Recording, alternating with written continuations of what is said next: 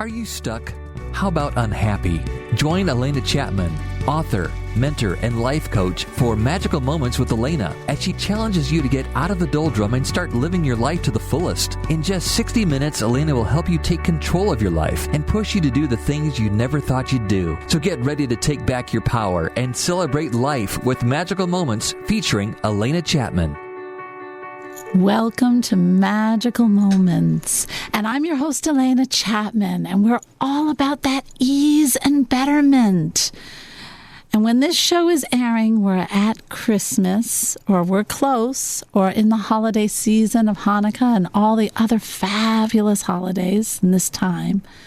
And so the second part of the show, we really are going to have like a special little Christmas.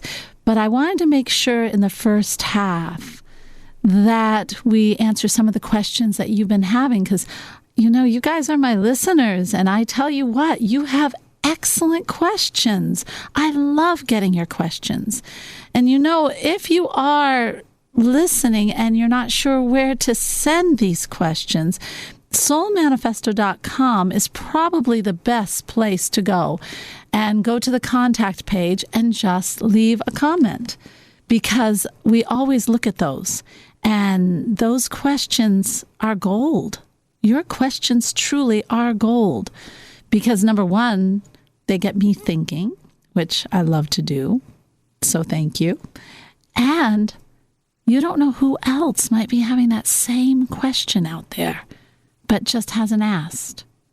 So, you know, just go to soulmanifesto.com and the contact page, leave your question, and you could be helping people all over the whole world. Isn't that amazing? I do want to get started on the questions because I want to make sure we have time for some realizations about Christmas that I think will make your Christmas even more special. So, all right, we have a question right here. And this one was on Soul Manifesto. Alena, I have been working very hard on changing these old beliefs that aren't serving me anymore and actually are holding me back. I hear a lot about affirmations. However, they're not working very well. What am I doing wrong? Help. I love that. Well, all right. Let's talk about this. Do affirmations work? And for people out there who don't know what affirmations are things that we say over and over in different ways. Like you put them on your mirror, you put them in your car, you say them when you get up, you say them whenever. These affirmations can change an old belief into a new belief. Okay, that's the theory behind affirmations.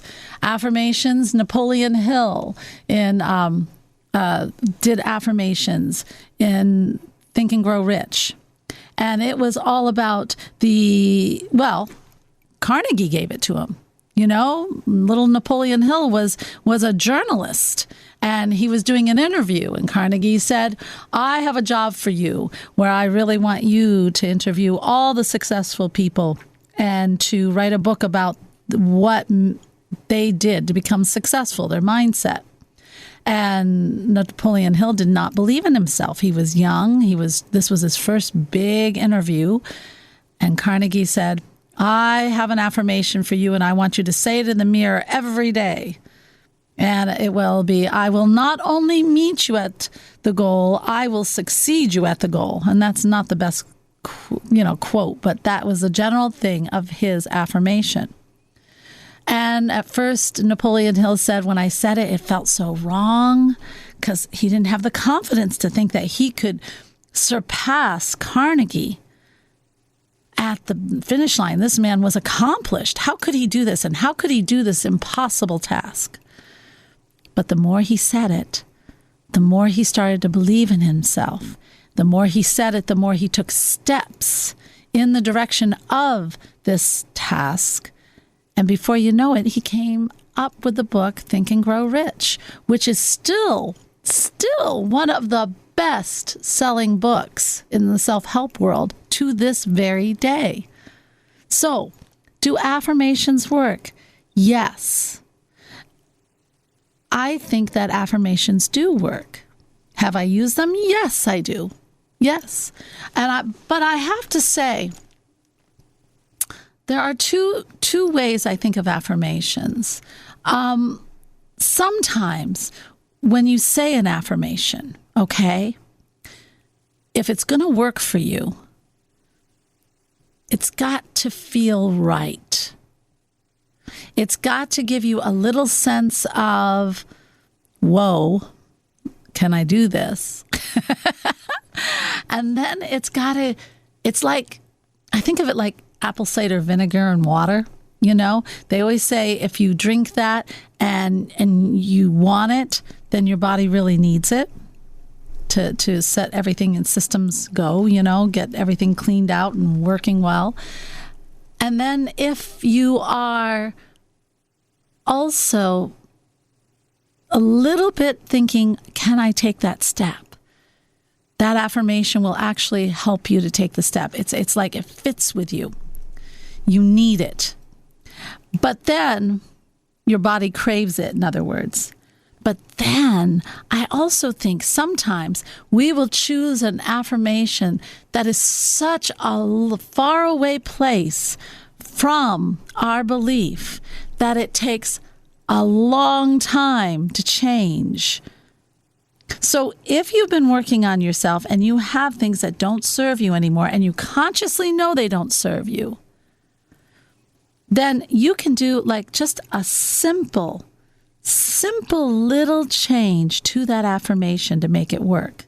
And that is, okay, so if I'm saying, I am a producing machine. I do not have anything that stands in my way from my day-to-day completion of anything. I just made that up, okay? So that's my affirmation. All right, so, but my procrastination is the old belief that is not serving me, okay? So instead of just saying that, I always add, I am letting go of any belief that doesn't serve me, and I am now a producing person who is achieving something every day and feels good, or whatever my affirmation is. But I add that in the very beginning. And it's kind of like it's a back door. It prepares my subconscious. Oh, here it comes. It's going to change. And it does something for me. This is for me. This is how I do it, because it just makes it easier. It's like sugar helps the medicine go down. And my old belief actually will step aside. It'll step aside and allow this to come in. I can feel it. I can feel it within myself. It just kind of, yep, that procrastination is not going to happen today because I'm letting that go. It's like all of a sudden I just put this conscious thing, an action to my affirmation. And my whole affirmation turns into an action or a step forward. Do you see? That works for me. Affirmations for me have to have an action to them, because when I step forward in changing that belief, that's when I find that the affirmation gets stronger. But if I'm sitting on my sofa just saying it, well, it's going to take a long time. It's going to take a long, long time. Now, I had a friend who was writing her first book the same time I was. Actually, she started way later. I journaled first, and then I tried to put my book on the computer, or I did put my book on the computer.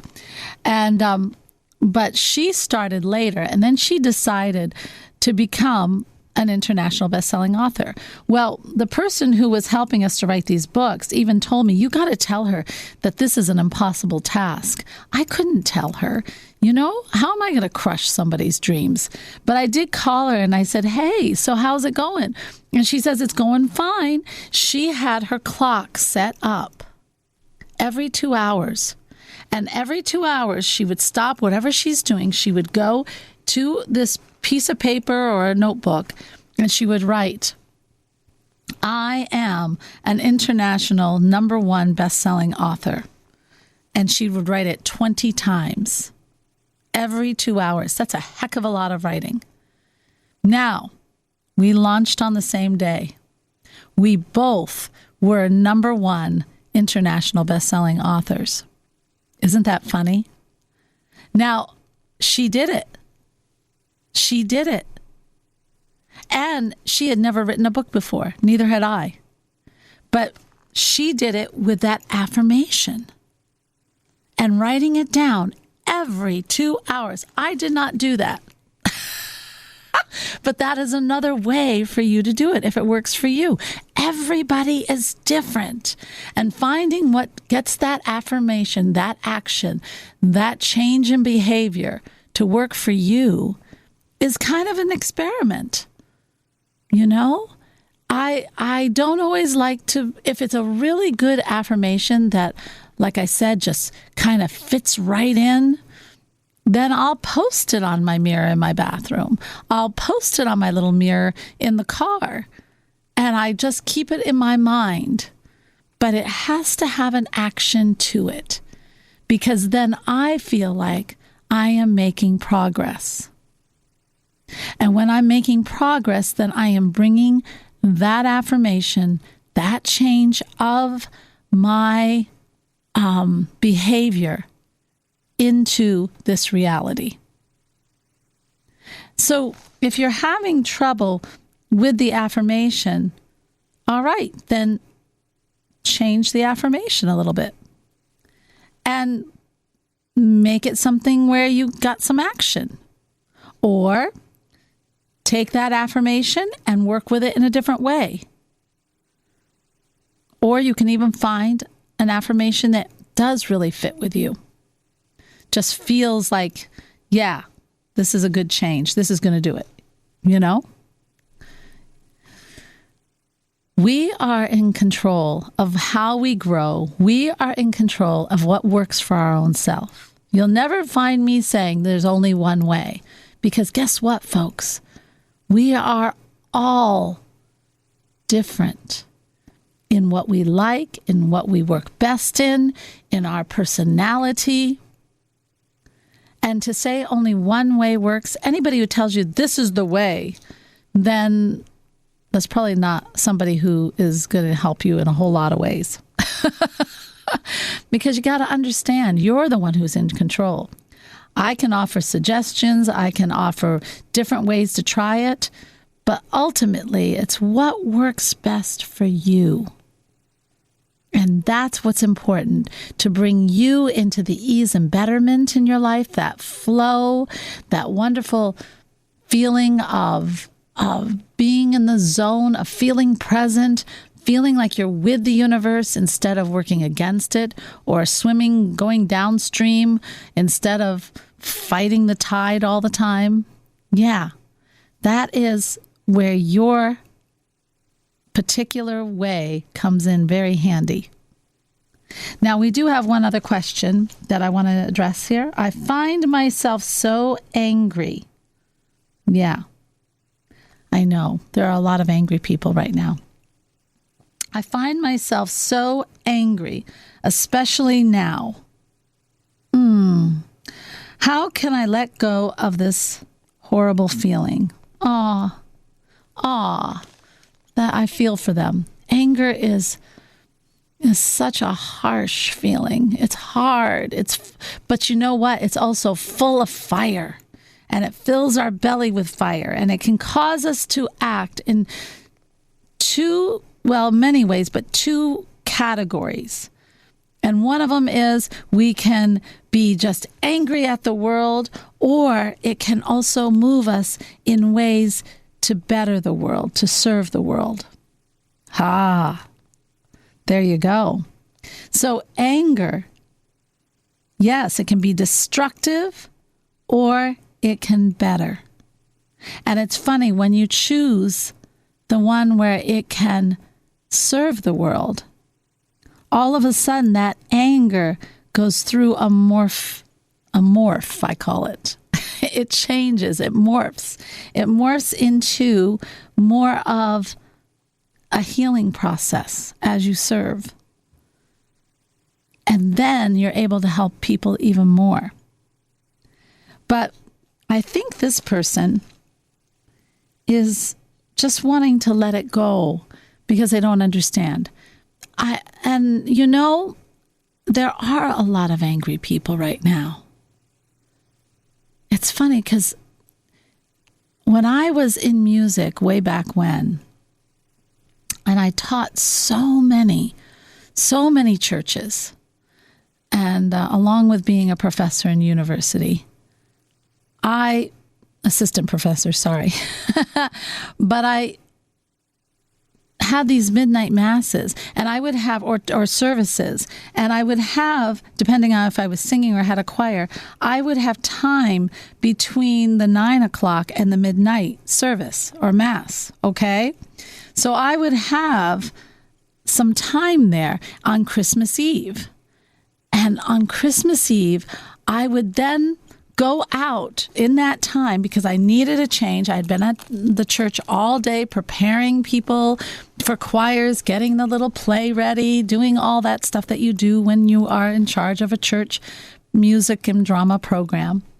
And then I would run out to the stores and buy presents. And you're saying, Alena, you wait till Christmas Eve? Yes, I wait until Christmas Eve. And do you know why? Because it was magical. It was so magical. I would go into the stores. Everybody was in a good mood. Everybody was feeling the beauty of Christmas. Everybody had love in their heart. And it was so much fun to experience everybody's higher self in all that love and giving and friendship everywhere. And then I would come back and do the last service at midnight. Well, of course, I'd have to be back earlier to warm everybody up and get them all lined up and get everybody prepared.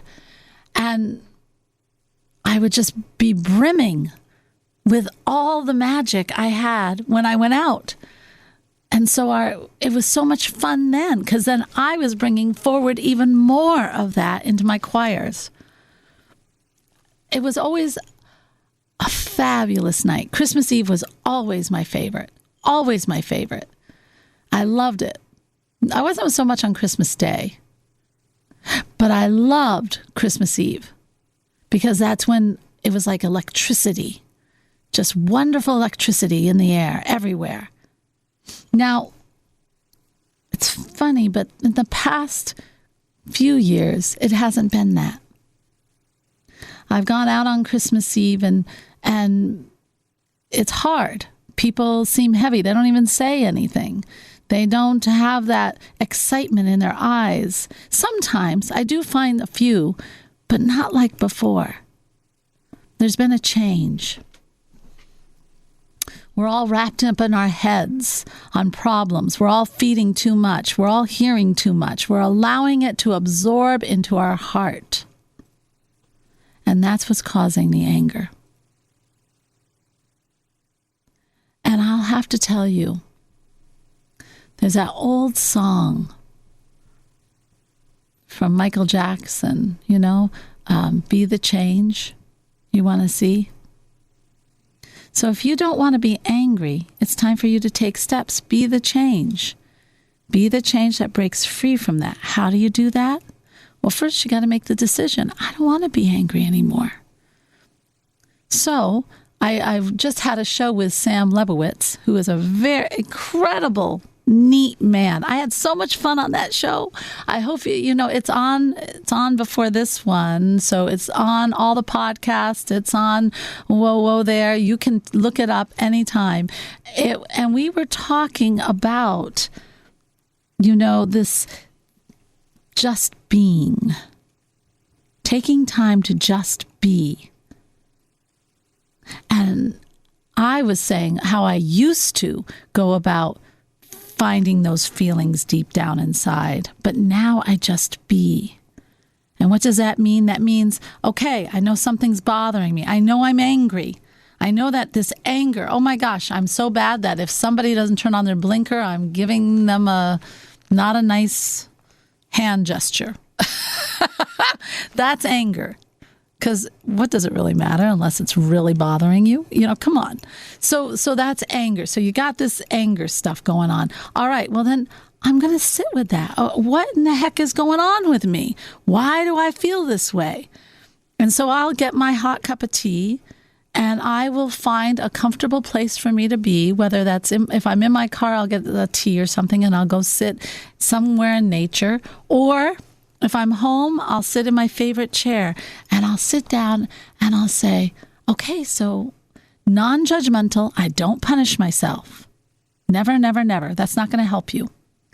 Just say, okay, why do I feel this? Why do I have this anger?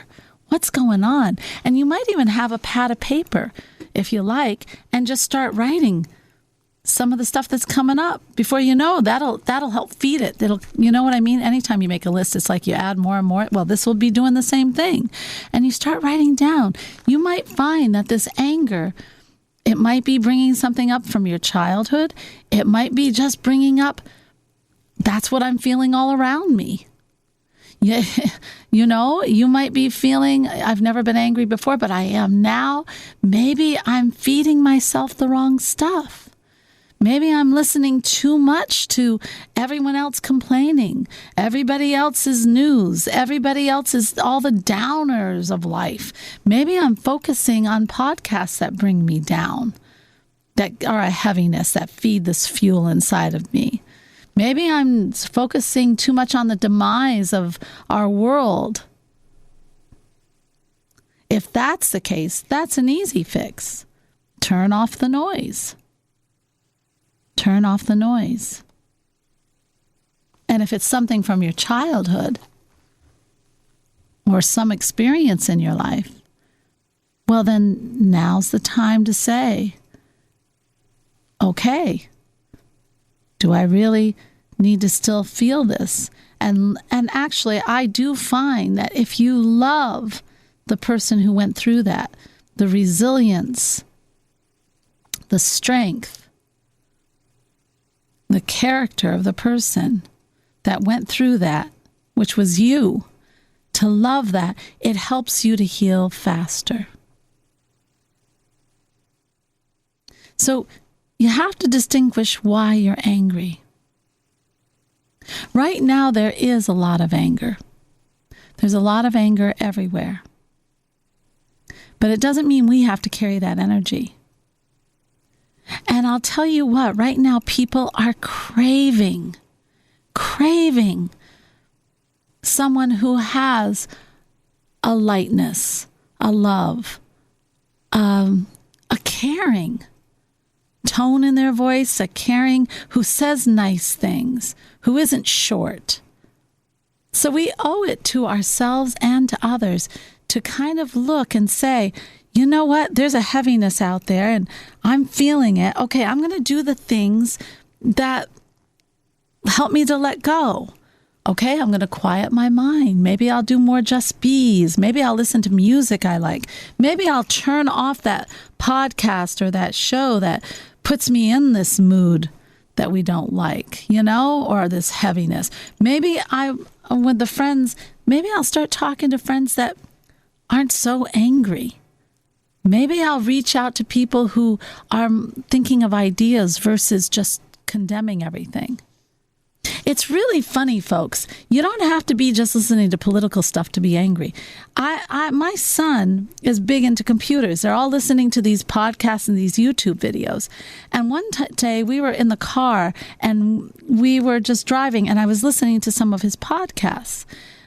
And I said to him, I said, honey, my gosh, they tore down that whole structure of whatever everything they talk about. They tear down, but they never ever offer a solution. That's heavy. That actually can create dissatisfaction and anger in you.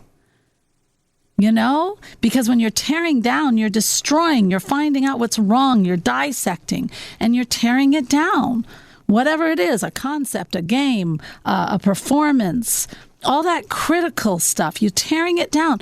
But if you don't build it back up in some way, that in a better way, or in a way that you think, you're not creating. Creating gives you hope. Creating gives you, curiosity. Creating gives you a chance to bring forth ideas and think of new ways. It's a building. And that lightens the heart. Tearing down puts a heaviness on the heart. So some of these podcasts that we listen to, what are they doing to us? Yeah, we think we're filling our head with knowledge, but let's be real.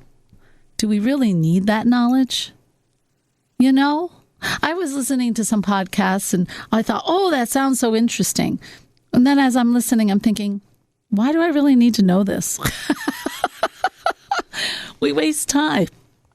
And we add heaviness to ourselves. So really assess yourself. If we start building the world around us and fill it, really right around us. If we start building the world around us in a way that makes us happy, if we build that happiness and we decide we want to be happy, then guess what? We become happy. We become happy. And that's no matter what is going on in your life. And when we become happy, guess what, folks? It actually helps all the problems too, because you start looking at those problems in different ways and you start building your way out of them. It really does work. You're listening to Magical Moments, and we will be right back. And oh my gosh, we're going to have a little bit of how to bring more ease into that wonderful Christmas or Hanukkah or any other holiday. You're listening to Magical Moments with Alena Chapman, helping you find your inner purpose. Learn more online at soulmanifesto.com. Welcome back to Magical Moments. I should sing Jingle Bells or something. Anyway, this is all about ease for the holiday season, this half, okay? And I hope you enjoy this because I think it's time. It is time to revolutionize our holidays. I just made a very bold statement there, folks, but I do believe that because, you don't have to. If you like the way it is, glory, go for it. But I'll tell you what, the stress. Why? Oh my gosh, stress, yuck. Anytime I can get rid of stress, I do. And we feel it during the holiday season. And you got to admit, it gets to be a lot. It's really funny. When I was a kid, we try to make the perfect food, the perfect pies, the perfect this, the perfect gift wrapping. Oh my gosh, we all have to do it like Martha Stewart did or something. Or the perfect gift, or the perfect seating, or the perfect games, or oh my gosh, the perfect. I really don't like that word perfect. Let's just take that out of all our holidays right now. Gone. Goodbye, perfect. Boy, do you feel that? That's called freedom. We just let go of perfect. Oh, I can breathe. When I was a kid, it wasn't Christmas Day and opening up the presents. In fact, I did not like Christmas Day. I didn't like all the expectation, having to just do what everybody felt Christmas was. And it all was people, and people were trying to be perfect, and everything was planned, and I didn't want to even get up early. You know what I mean? I've never wanted to get up early. But Christmas night and the days that led up to it, that was my Christmas. And we're talking, I was, how old? I'd say from the time I was 9 to the time I was forever. This is what I would do. I love the decorations. I love the lights. I would actually, when I was 9, I had just gotten my glasses, okay? I was 9 years old. My eyesight actually hasn't really changed since I was 9. That's pretty cool. But 9 years old. So I would sit on the sofa. We had one of those Christmas trees with all the different color lights. Okay. So you had the blues, you had the greens, you had the reds, and all right.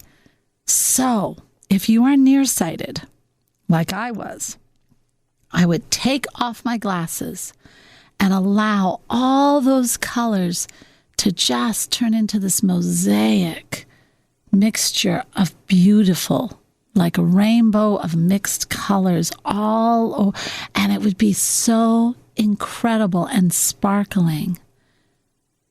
And then I would sit there and pray. And it would bring me to such an incredible place. And sometimes I would even sing a hymn. 9, 10, and 11, 12, before I got really self-conscious, I'd sit in the living room all by myself and sing. And then sometimes my dad, he would come out and sing with me. He was so sweet. Gosh, yeah, those were good moments. That, and the fire would be in the fireplace, and it was just so cozy and so miraculous. I loved it. When I told the story about going out on Christmas Eve, but even in the church sometimes, the hymns, I love, O Come, Emmanuel, which is more, even before Christmas. It's the waiting time in the Christian faith. And so I loved those. I love the music, and the music and all the people were joyous, and the whole church comes alive with greenery, or sometimes I was in a synagogue sometimes. All depends on where I was working. But it would just lift me up. The beauty, the music just lift me up to this incredible place of wonder and the true meaning of Christmas, the love, the rejoicing. It was in the special moments. As I got older, it was when on our Christmas day, many times with my kids, I would say, who needs a Christmas? Which one of your friends? Who's going through a hard time, who needs to come for Christmas? And they would come either Christmas Eve or Christmas Day and just let go. One time we had a family that had been in the hospital. Their child had been in the hospital for the week. And so she didn't have time the mom didn't have time to get Christmas together. So to be able to spend time with us was a gift. But it was more of a gift for us. We had so much fun. And no, it wasn't perfect. I never try to make it perfect. But it was fun. And it was sharing, and it was love. It was allowing ourselves to experience instead of trying to make the experience. What a concept that is, huh? I think at Christmas we're trying so hard to make it the experience. And we have to do this, we have to do that. And that actually puts stress. And if we are so trying to make it something, we can't open to the truly miraculousness of this holiday. Allow yourself to open to the experience. And I think what you'll find all of a sudden is the love, the wonder, the incredibleness of it all. That's the magic. That's the true magic of the season. I can't tell you what we're going to have for Christmas Eve. I told the boys, my kids who will be home, we'll see what we want and let me know the day before and I'll make it. No big deal. But what's going to be fun is having them all home, having us decide what we want to do. They probably will get me playing Mario Kart, which I am horrible at, but everybody loves it. And loves. One time I'm playing and my little character was actually going backwards. I didn't win that race. But it doesn't matter. Everybody was laughing. We just had fun and we're together. Or it's maybe one of our walks that we take. Or maybe it's just playing with the dogs and talking. Or one year we actually tried to build a gingerbread house that I just suddenly purchased, and we tried to put it together. No, I didn't make the walls myself. Sorry, I'm not that crafty.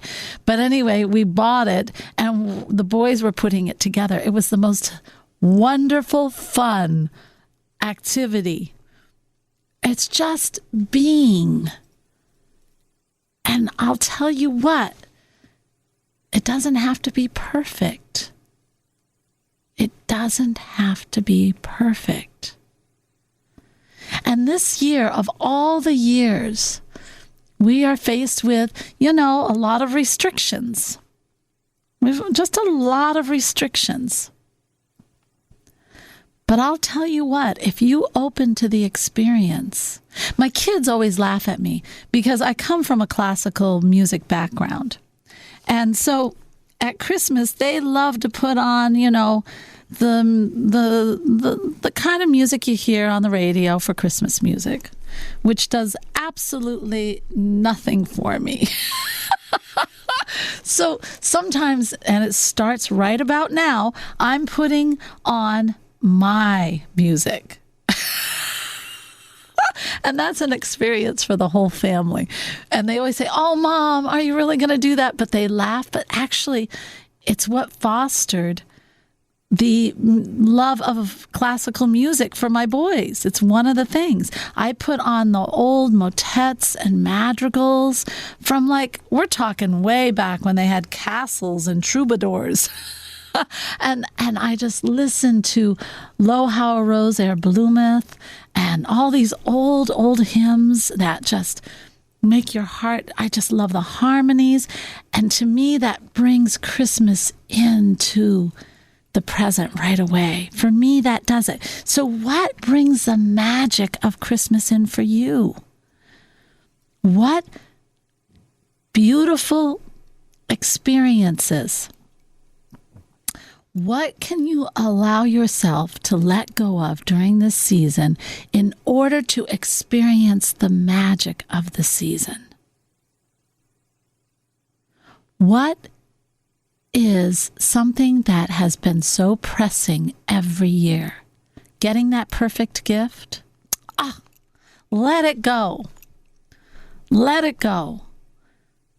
I've always told my boys, yes, I will get you one gift, but guys, let's do an experience instead.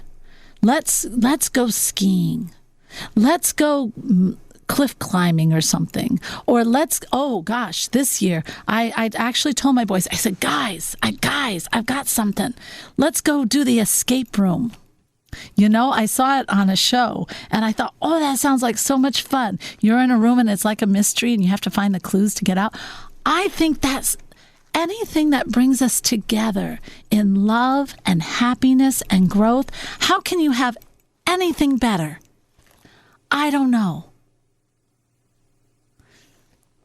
But if we're caught up in tying that perfect bow, in every decoration having to be just perfect, there's that word again, we miss the magic. Then it becomes more of a display and how to be, and everybody has to fit into the perfect rule of how to have dinner and what we're having, and heaviness. Let it go. You will find that sense of freedom allows you to experience Christmas, and that's how you should experience your whole entire life. And if you are listening and you do this, you've got to go to Soul Manifesto to the content or connector.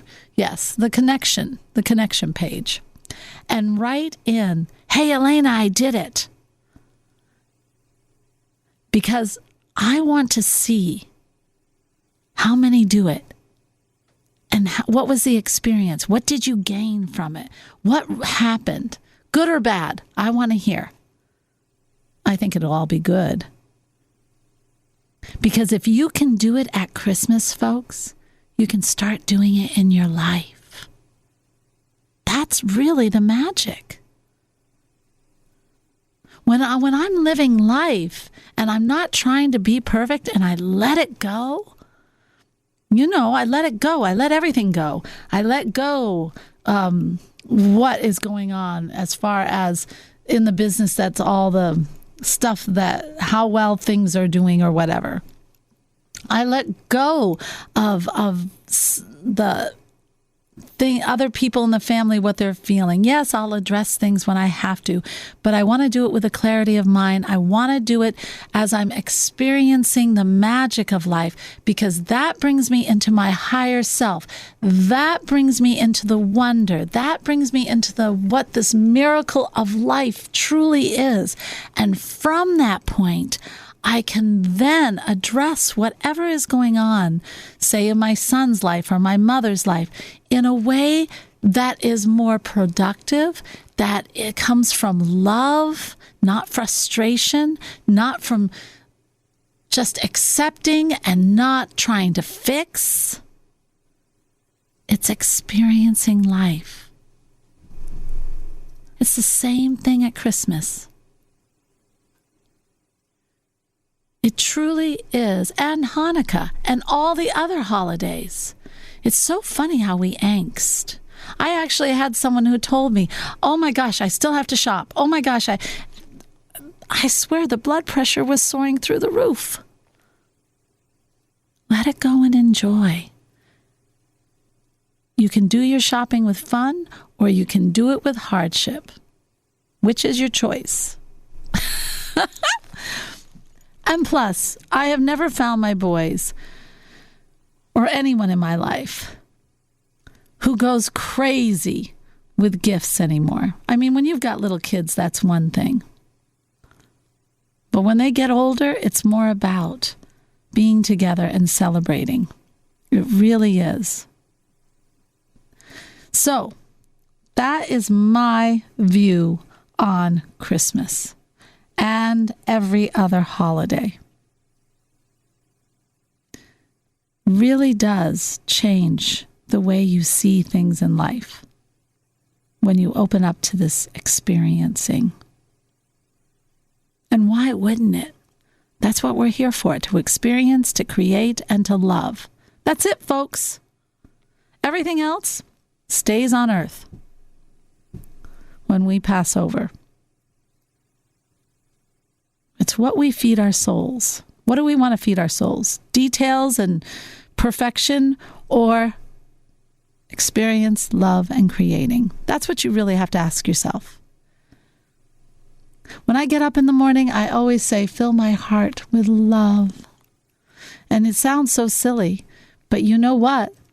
When I say that and I feel that light upon my heart, it starts my day off with miracles. Kind of look at your day. Look at your life. Are you celebrating each day? If not, it's time to start. And it's not that hard. Start with Christmas or Hanukkah or all the other holidays. And for all of you, with this soul manifesto that I have, guys, you know what? This is one of the things that I love to discuss. And with the Soul Manifesto, we meet in a really powerful group. I would love to have you guys try the Green Terra group. You know why I chose Green Terra? She's actually, I'm a spiritual curator. I actually chose Green Terra. She is actually a Buddhist goddess. Yes, we use every religion, modality, and science. But the reason why I like her is because she is guided by her soul and lives by her heart. Oh my gosh, you want ease and betterment? There it is. But in that group, when we come together in a group of like-minded people, we find ourselves, first of all, enjoying ourselves because it's so much fun. But then we start to find ourselves taking steps in our days, steps towards our goals with more ease. And why? It's because we have that support. I have to say, with the going about our growth, with trying to open ourselves up and, find the things that aren't serving us, and we can talk all the technical stuff, but I'll tell you what, it really, really, really, really, really helps when you're with people who also have that same growth going on. And when you want to learn and discuss and get to know people that show up every week, Thursday nights at 6, to talk, you start celebrating their joys in their life. You start to hear things that are maybe not going right in their life. You form friendships. I know we're going through a hard time right now, and I'm finding that more and more these groups on the computer are beautiful ways to join with the like-minded people and really start forming new friendships. And that's Green Terra. So go to Soul Manifesto and check it out. See if you like that. I know this week I'm going to be at Catapatry, and this is before Christmas. So if you're not before Christmas and you're hearing this on podcast, just know that I am there once a month. You can always go. But this time I'm going to be talking about kindness. What does that really mean in this season? How can you activate it? How can you find it in your life? And why does it change you more than anybody else, the person who's giving the kindness? So that is an incredible, wonderful one to have at this season. And I want to bring up something very cool. I got on, a friend of mine has been trying to get me on this getting on with a group of like-minded people, just like Green Terra. And so I got to be a participant in a new group instead of being the person starting the new group for once. And she's been trying to get me on, and it's Monday nights, and I'm always busy. But this week I got on, and there were about 25 women, all from the East Coast, because that's where she's from. And I have to say, it was incredible. It was incredible to see all these women who have been getting on, I guess, for a very, very long time. And I was the new kid on the block. But they were so welcoming of me. They were so gracious about having me in. And I learned quite a few things. Everybody being on lockdown, and this could help in our holiday season too.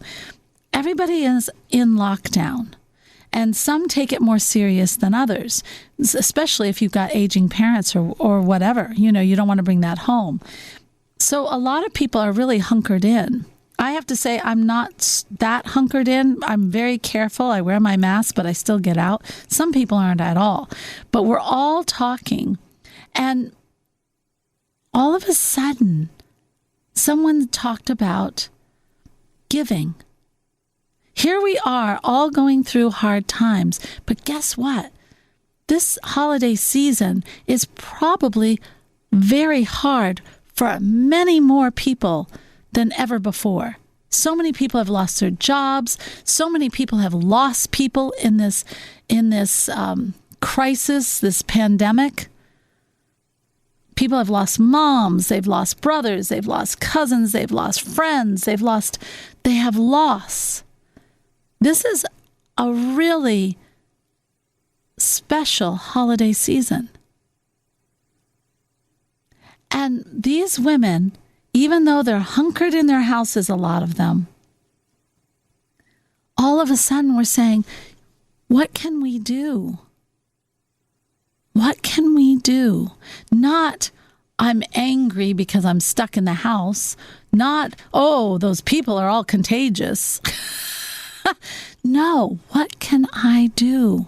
What can we do? And we started to talk about how we can give to the food pantries. How can we get food to them? What can we do to make someone's life special that's maybe down on their luck? So this Christmas season, and I thought, I don't know, that really touched my heart. Really touched my heart. So this season, as we're not doing that perfect thing, and as we're not, we're living the experience, why don't we open our hearts? I always find when I open my heart, that's when the wonder starts coming in. That's when the miracles appear. And there are so many ways you can help. And it's so easy. It's so easy. I know in the area I'm in, the grocery stores have a food harvest kind of thing, truck out front. You can just purchase. They'll even bring it out to the truck for you.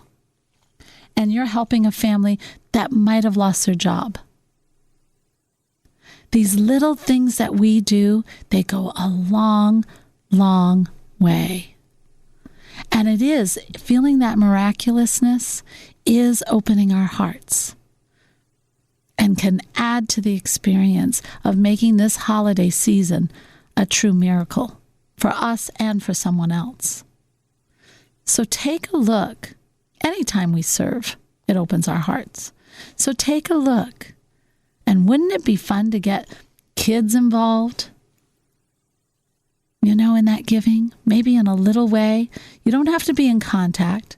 Maybe there's something you can look up an animal and on the wonderful computer with the kids, pick out an animal to foster or something. Who knows?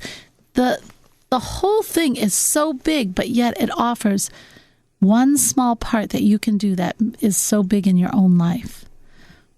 It's experiencing again. Open yourself to the experience. And look for like-minded people, especially for that person who's so angry.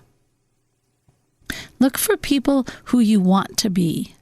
Look for groups of people who you want to be. And if you're interested in Soul Manifesto, that's a great place to start with that Green Terra group. Because we do laugh, we do have fun, and it's a great way to get yourself growing in simple steps. You know me, I'm all about the baby steps, strategic baby steps. Also, check out some of these interviews and just sit back and really enjoy the season. You might even try some of my motets and madrigals.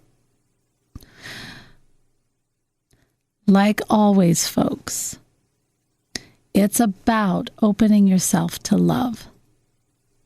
Because you know, as well as I do, when we are in that state of love and wonder and magic, that's all I can think of.